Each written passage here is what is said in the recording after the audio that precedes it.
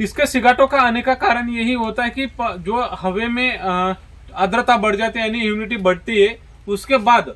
जैसे आर्द्रता बढ़ जाती है वो समय होता है जब बारिश खत्म होती है और ठंड शुरू होती है। उस समय क्या होता है कि इसमें आर्द्रता बढ़ने की वजह से क्या होता है कि इसमें छोटे छोटे स्पोर्स तैयार होता है, और ये स्पोर्स शुरुआत में डॉट छोटा सा रहता है, लेकिन जैसे जैसे ठंड बढ़ती है वैसे इसका स्पोर्स बढ़ता जाता है, और पूरे जितने भी नीचे के पत्ते होते हैं, ये नीचे के जितने भी सूखे पत्ते होते हैं अथवा हरे पत्ते होते हैं, ये पत्तों में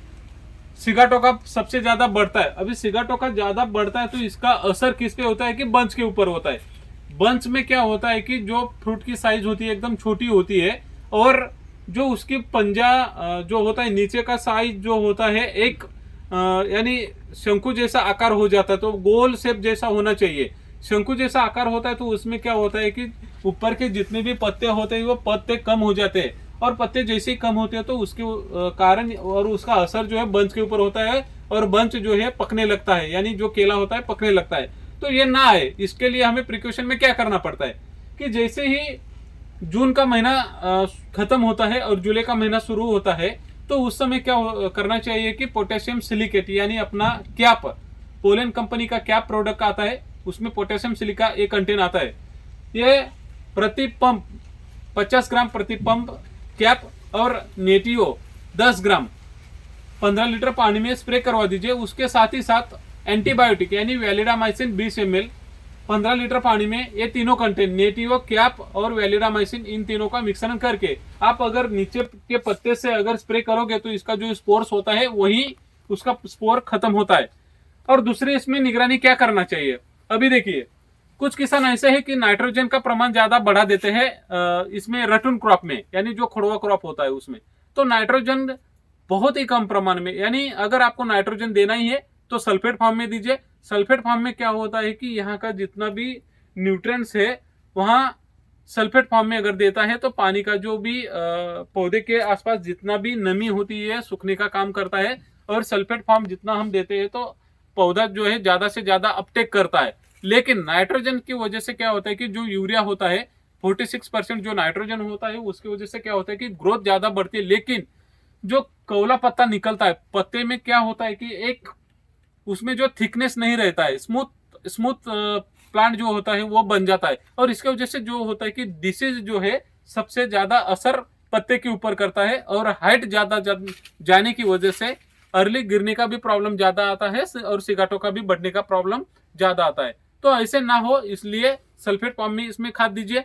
प्लस फास्फोरस का रोल किसमें ज्यादा होता है कि इसमें डीएपी देना चाहिए कि फास्फोरस यानी 10-26-26 देना चाहिए।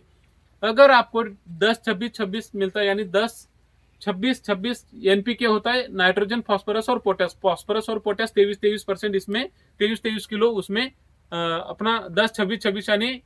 26% फास्फोरस और 26% पोटेस इसमें आता है। तो ये क्या होता है कि डाइल्यूट